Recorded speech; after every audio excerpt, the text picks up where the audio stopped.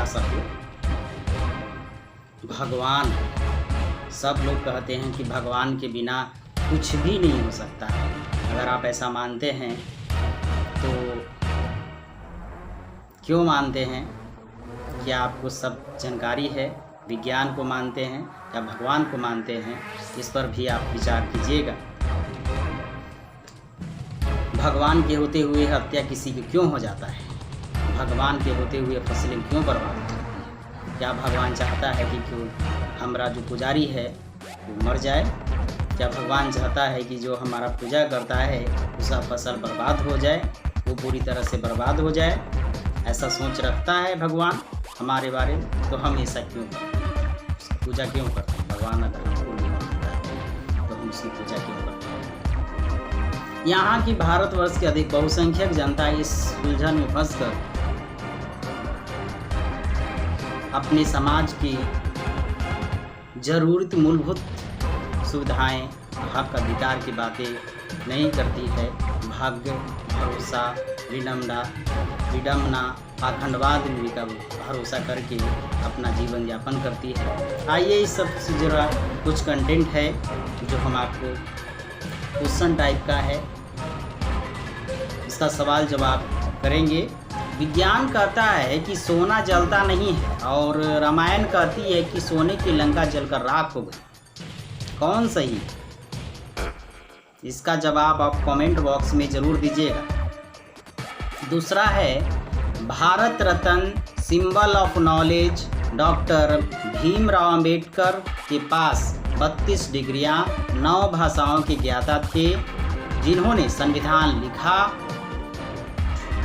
और 8वीं फेल गधे उसमें कमियां निकाल रहे हैं। तीसरा है पंडितों के 33 करोड़ भगवान मिलकर भी दलितों को शुद्ध नहीं कर पाए और दलितों में इतनी ताकत है कि वो भगवान को छूकर भी अशुद्ध कर सकता है। चौथा है भगवान की भक्ति से सब कुछ अगर हासिल होता है तो सारे पुजारी, महंत, साध्वी राजनीति में नहीं आते। शक्तियाँ भगवान में नहीं संविधान में है। पांचवा है भगवान ने सिर्फ राक्षसों को क्यों हराया और वध किया? अरबी, मुगल, डच और अंग्रेज उनके दोस्त थे क्या? इसका जवाब आप कमेंट बॉक्स में ज़रूर दीजिए। छठा है मनु के समय नारी शिक्षा का अधिकार ही नहीं था तो सरस्वती किस कॉलेज से पीएचडी करके शिक्षा की देवी बनी? इसका भी जवाब आप दीजिए। मंदिर में चोरी करने वाला चोर भगवान से नहीं डरता बल्कि चोरी करते समय कोई इंसान ना आ जाए देख ले, इस बात से डरता है। कौन बड़ा है, भगवान या इंसान? सातवां है अगर कुदरत के कहर से किसान की फसल खराब होती है तो उसकी भरपाई मंदिर की दान पेटी से होनी चाहिए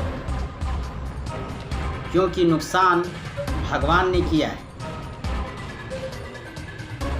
नौवां है शंकर गणेश को नहीं पहचान सके कि किसका बेटा है और राम लव कुश को नहीं पहचान सके तो आपको क्या पहचानेंगे? फिर काहे का भगवान?